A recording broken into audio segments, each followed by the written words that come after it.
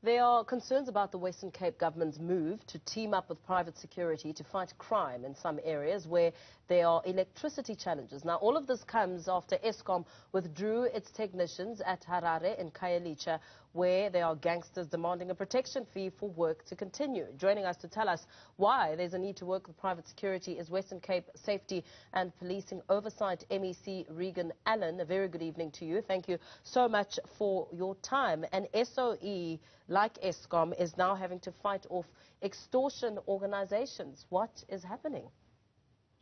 Thank you so much for the opportunity to discuss this matter. We've seen not only in the Khayelitsha area, but in other parts of the Western Cape, where extortion and criminals have taken hold of extorting not only the nightclub scene and the private security in Cape Town area, but even at a level of the spaza shops, but also now targeting service delivery in terms of Eskom, but also city officials that is delivering a service.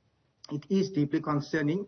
The Western Cape government, and in my role in terms of police oversight and community safety, we are keen to work with stakeholders to ensure that we are able to not only ensure that these criminals are brought to book, but that ultimately there is a strong deterrent in convictions from the South African Police Services side. Currently, we have chronic under-resourcing from the SAPS side.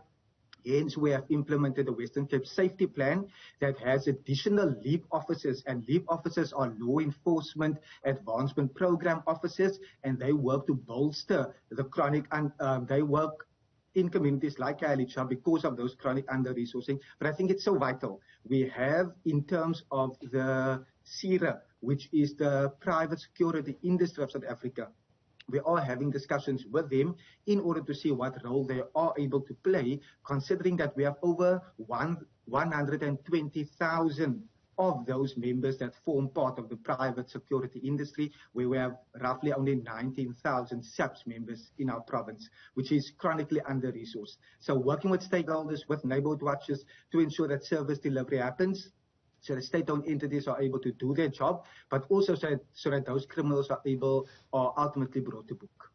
So how then is this now leaving a gap within the community if Eskom employees are unable to go out and service the community? It leaves a big gap. I was in Khayelitsha a few months ago, and there was a group of men that attempted to extort and rob city officials that was busy fixing a road. We had to then assist in terms of the law enforcement deployment in order to safeguard that particular service delivery site. So in terms of stopping service delivery, that already puts strains on the community.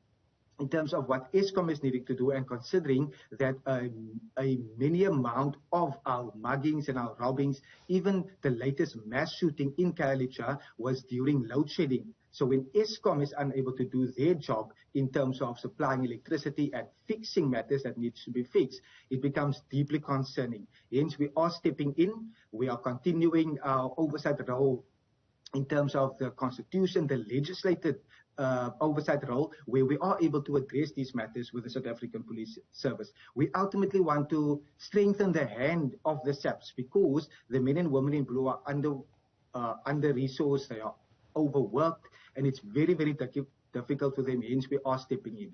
Yeah. So how will the Western Cape Safety Plan work in terms of having, the likes of Eskom going out to deal and contain a problem? How will it work? Will it then mean that they will have to, before the call is made, they will have to already be with a private security to go out and fix whatever needs to be fixed? Because, I mean, it's not a new sort of pattern that we've seen. We've seen it with ambulances, emergency services, unable to attend to emergencies in townships with the fear of getting robbed. So how are you planning to ensure that this does indeed work and there are no loopholes in terms of service delivery across communities?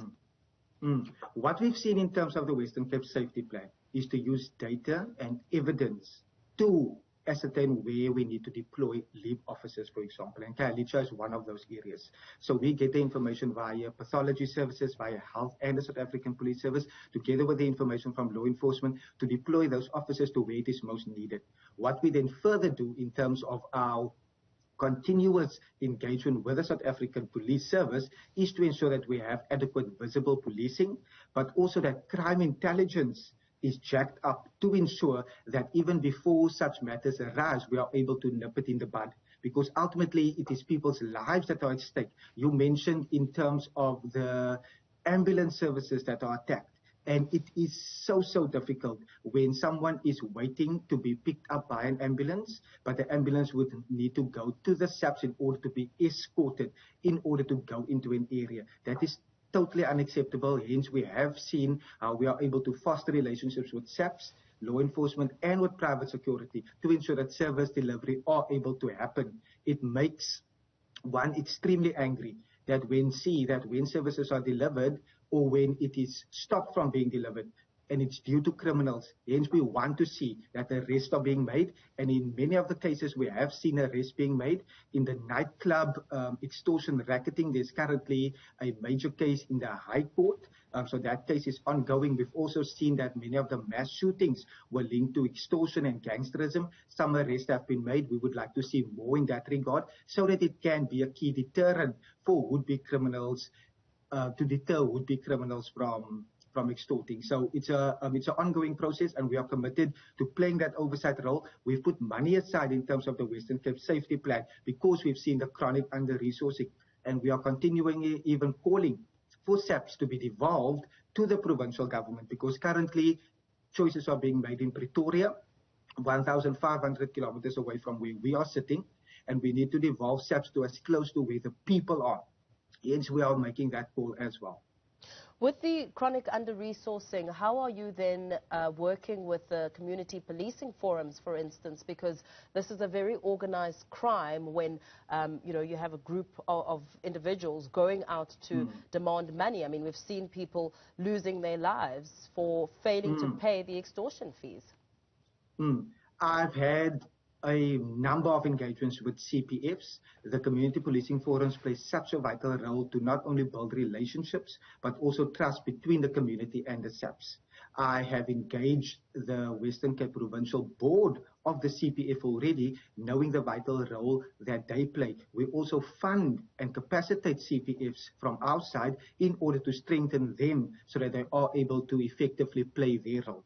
What we further do in terms of the whole of government approach and how we are bringing stakeholders together in understanding that we need to work together because criminals, sadly, and please permit me to say that we've seen a number of criminals and gangsters organize, and they have adopted the spirit in which our constitution was drafted. The constitution of this beautiful country of South Africa was drafted in order to foster cooperation between national government, provincial governments and local governments, and that cooperation people died for. People went to prison for our constitution, but gangsters and criminals have adopted that cooperation. Hence, I've been very clear, it is now day 102 since my appointment, and I've been very clear, we are needing to organize effectively. We are needing to work together. We are needing to take politics out of it so that we can work with SAPS, we can work with local spheres of government and organize effectively in order to beat organized crime and bring gangsterism and criminals ultimately to book, because it is unacceptable. Our people are living in fear, but I must say we are seeing successes in terms of the Western Cape Safety Plan. For example, the top 10 murder stations in our province for the last 4 quarters, that means for an entire year, in 8 of those precincts where there's LEAP officers deployed, in terms of the safety plan, we actually saw reduction in the murder rate in that regard. So it is that cooperation between CPFs, neighborhood watches, and we have 16,000 neighborhood watch members. We fund neighborhood watches, we accredit, train, and capacitate them in terms of their role as the eyes and ears. Yeah. And there are currently almost 500 in our province. I would like to double that in terms of the neighborhood watches, but working with CPFs, SAPS, law enforcement, because we are needing to effectively break the stronghold that criminals have in our communities. Very well. Thank you so much for your time. We're going to have to leave it there for now.